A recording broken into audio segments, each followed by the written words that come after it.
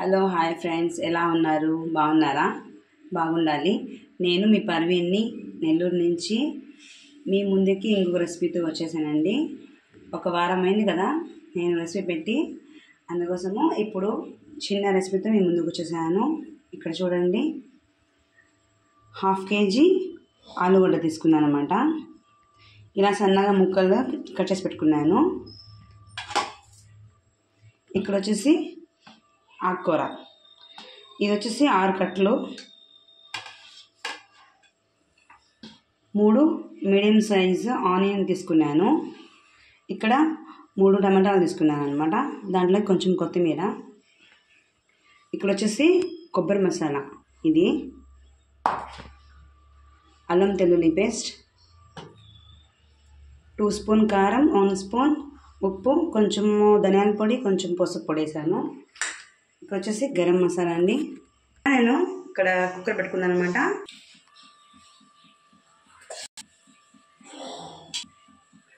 మూడు చెంచాలు ఆయిల్ వేసాను.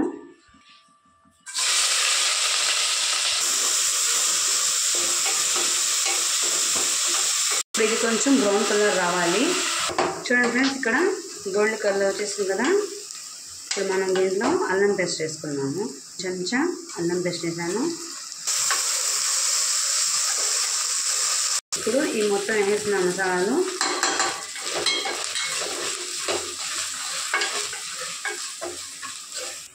టమాటా కూడా వేసాను.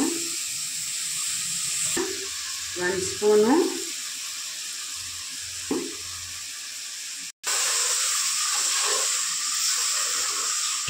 కొంచెం వాటర్ వేసుకొని ఇలా కలుపుకోవాలి, ఎందుకంటే మనకి టమాటా మొత్తము గుజ్జు అయిపోవాలన్నమాట.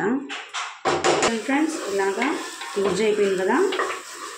ఇప్పుడు నేనైతే దీంట్లో ఆలు వేసేస్తున్నాను.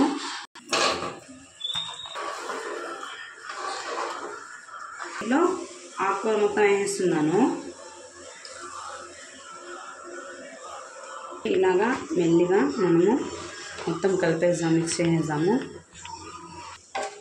చూడండి, ఇలాగా మొత్తం మిక్స్ చేసినాక మనకి తగినంత వాటర్ వేసుకుందాము. ఇప్పుడు దీంట్లో కొంచెం వేస్తున్నాను, ఎందుకంటే మనకి ఆకుకూరలో వాటర్ వస్తుంది కాబట్టి. కొంచెము గరం మసాలా వేసేస్తున్నాను. చూడండి, కొంచెం వేస్తున్నాను. కొత్తిమీర వేసేస్తున్నాను.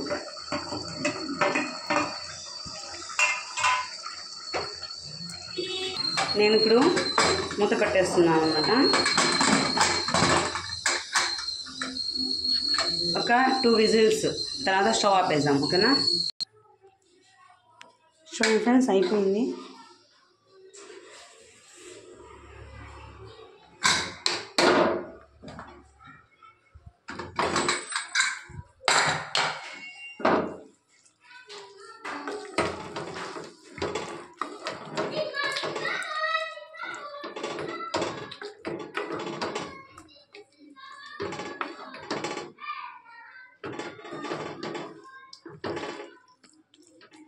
చూసారా, అయిపోయింది కదా.